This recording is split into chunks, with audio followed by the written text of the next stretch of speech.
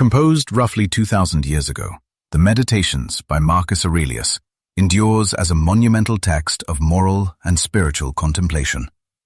This manuscript stands as a singular historical artifact, offering an unfiltered glimpse into the private intellect of the most formidable leader on earth at that time. Demonstrating a profound grasp of human nature, the emperor dispenses invaluable wisdom and actionable advice regarding social interaction, enduring hardship, and navigating earthly existence. Whenever you search for a real-world embodiment of the philosopher king envisioned by Plato, the image of Marcus Aurelius, who commanded the Roman Empire for nearly 20 years, inevitably comes to mind. Despite this majestic legacy, the author would have almost certainly dismissed such a grandiose label for his writings. Instead, these texts function more accurately as personal spiritual regimens, drafted as mental fortifications to combat the anxieties and chaos inherent in daily living, serving essentially as a private manual for self-improvement. The emperor applied philosophical reasoning as a healing balm for his own psyche, possessing absolutely no intention of sharing these intimate records with the public. In fact, historians highly doubt that he ever bothered to assign a formal name to this collection of deeply personal notes. The composition of these journals occurred between the years 170 and 180 Anno Domini, culminating just prior to his passing at the age of 58. This specific decade represented an exceptionally grim and exhausting chapter of his reign, characterized by relentless military campaigns and prolonged absences from his homeland. Following his demise, the imperial throne passed to his son, Commodus, whose subsequent rule proved disastrous. This heir quickly revealed himself to be a depraved despot, and his glaring character flaws were only magnified when measured against the virtuous legacy of his predecessor. Within the context of classical antiquity, philosophical inquiry extended far beyond mere academic debate. It functioned as a vital blueprint for existence, supplying actionable frameworks for daily behavior. The intellectual tradition that most profoundly influenced the emperor was Stoicism, providing the foundational vocabulary and core principles threaded throughout his writings. Although modern scholars universally recognize him as the ultimate embodiment of a Stoic thinker, he would have likely described his own pursuits simply as the study of philosophy. Furthermore, while his worldview rested heavily upon Stoic pillars, he freely incorporated the wisdom of diverse intellectual giants like Socrates, Heraclitus, and even the competing doctrines of Epicureanism, prioritizing the acquisition of objective truth over rigid school loyalties. A cornerstone of this ancient worldview asserts that the universe operates according to a meticulously logical and structured design. This cosmic order is directed by an omnipresent energy known to these thinkers as Logos, a concept sharing striking similarities with the Tao, revered by Taoists. This prevailing force represents interconnected rationality, manifesting within human beings as our capacity for logical deduction, while simultaneously serving as the grand organizing principle of the entire cosmos. Consequently, by cultivating intellectual clarity and sound judgment, you align your personal existence seamlessly with this universal rhythm. Because every occurrence unfolds through an uncompromising sequence of cause and effect, dictated by the Logos, the resulting framework is highly deterministic, offering minimal space for unconstrained autonomy. To reconcile this, adherents interpreted free will not as total liberty, but rather as the conscious and willing acceptance of unavoidable destinies. Among the prominent intellectual movements of the era, this specific school garnered immense popularity because it actively encouraged civic engagement, a stance that resonated deeply with the politically active Roman elite. While the earliest iterations of this tradition sought to create an all-encompassing system of universal knowledge, its Roman adaptation evolved into an intensely pragmatic discipline focused entirely on cultivating a resilient attitude toward life's challenges.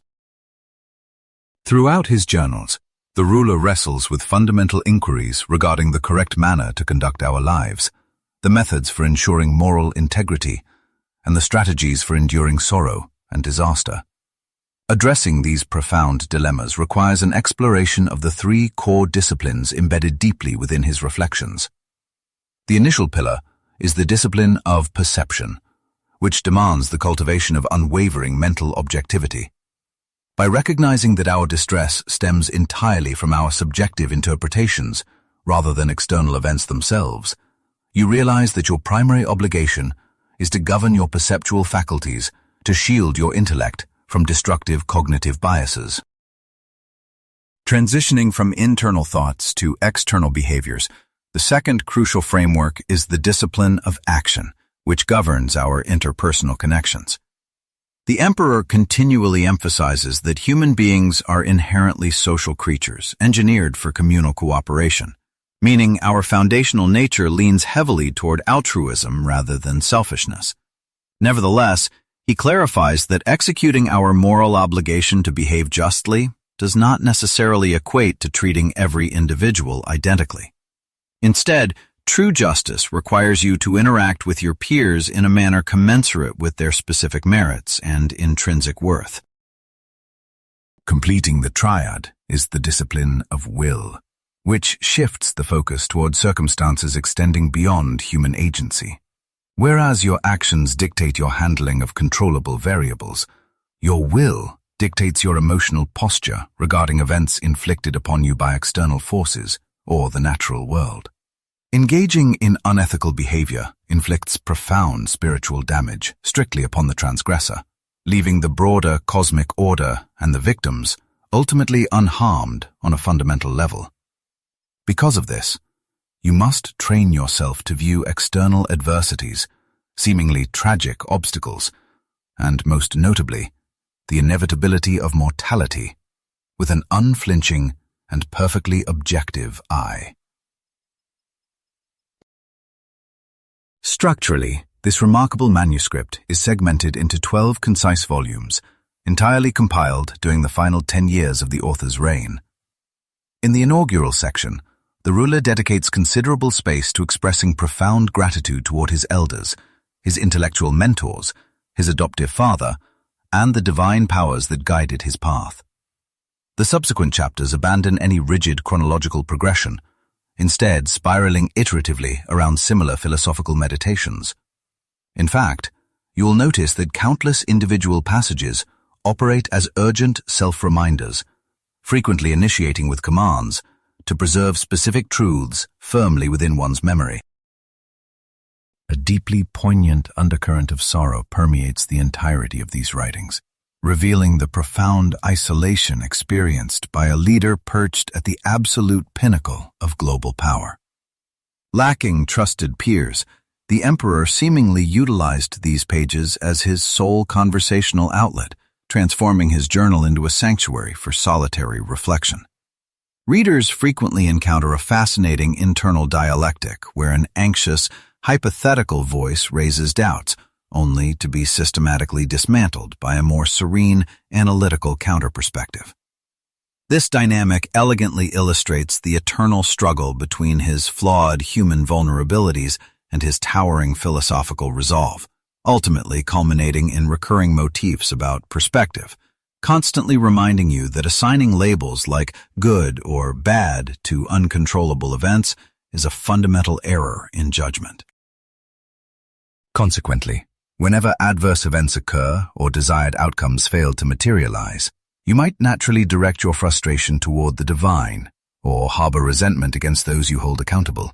Yet, experiences such as mortality and existence, triumph and defeat, suffering and joy, alongside affluence and destitution, before the virtuous and the wicked indiscriminately, rendering them neither inherently honorable nor disgraceful, and ultimately neither beneficial nor harmful.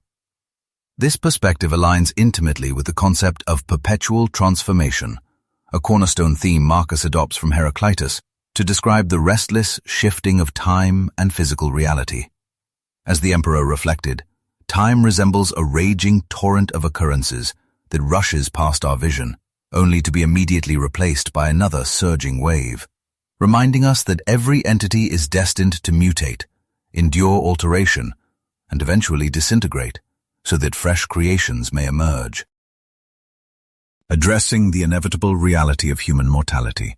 This philosophy insists that dying remains a fundamental biological sequence unworthy of our dread. By actively engaging in the practice of Memento Mori, the Stoics continuously contemplated their own impermanence as a grounding exercise. Imagine a divine being revealing that your demise would arrive either tomorrow or the following day. Unless entirely paralyzed by fear, you would hardly argue over such a negligible delay. And you must recognize that the span between several decades from now and tomorrow morning is equally inconsequential. You are encouraged to routinely recall historical figures consumed by profound fury, the extraordinarily renowned, the deeply tragic, or the fiercely despised, and consider that they have all been reduced to mere smoke, scattered dust, and fading myths, vividly illustrating the sheer insignificance of our most intense earthly desires. Furthermore, Marcus emphasizes the absolute necessity of aligning our lives with the rhythms of nature, viewing it as an inherently benevolent and rational force guided by the universal logos. Because all of humanity shares an intricate interconnection, human beings are fundamentally wholesome, implying that no organic occurrence can truly be considered malicious. Consequently, whenever someone inflicts harm upon another individual, they are inevitably inflicting damage upon their own spirit, a concept perfectly encapsulated by the idea that whatever harms the collective swarm equally devastates the individual bee. Our distinct moral obligation involves guiding misguided individuals back toward virtue without surrendering to anger or demanding any gratitude, essentially acknowledging that genuine human identity is forged through collaborative effort and mutual support. When examining the philosophical divide between his own beliefs and competing schools of thought, Marcus distills the contrast into a choice between providential design and random atomic collisions. The latter represents the Epicurean model of reality, defined by chaotic amalgamation, interactive friction, and eventual separation, whereas the former embodies the Stoic vision of cosmic cohesion, structural order, and intentional purpose. Within this structured universe, he maintained that our individual intellect serves as a tool to comprehend the overarching rationality, or logos, that permeates all existence. To achieve this clarity, he advises severely limiting chaotic and disjointed cognitive patterns, urging you to banish arbitrary and meaningless thoughts so completely that if suddenly interrogated about your current mental focus, you could immediately and honestly articulate a purposeful subject. Ultimately, we possess the remarkable capability to dictate how we interpret external circumstances, ensuring that the path of virtue always remains a conscious choice available to us. Through dedicated discipline, you can deliberately expunge toxic impressions from your consciousness, maintaining absolute dominion over both your internal reflections and external behaviors. The emperor profoundly observed that the texture of your intellect is directly forged by your habitual contemplations, warning that your very soul inevitably absorbs the distinct hues of your most frequent thoughts. By actively bending impediments to serve its own objectives, the resilient mind transforms every roadblock into a catalyst for progress, ensuring that whatever obstructs the journey fundamentally becomes the new path forward. True fulfillment is entirely within our grasp if we simply cultivate apathy toward trivial matters. And it perpetually astounds me that while we universally cherish ourselves above all others, we paradoxically value external judgments far more than our own intrinsic self-worth. To combat physical lethargy and morning reluctance, you're instructed to confront your desire to remain in bed with a stark reminder of your fundamental purpose as a human being. When tempted to linger beneath warm blankets instead of fulfilling your innate duties, you must challenge that indulgence by asking if you were genuinely created merely to experience fleeting comforts rather than to actively participate in the world. Instead of retreating into luxurious idleness, you must demand action and engagement from yourself, rejecting the notion that mere pleasant sensations equate to a meaningful existence. By adopting the radical perspective that your previous life has already concluded and you are effectively deceased, you can take whatever borrowed time remains and finally dedicate it to living with authentic virtue and unwavering discipline.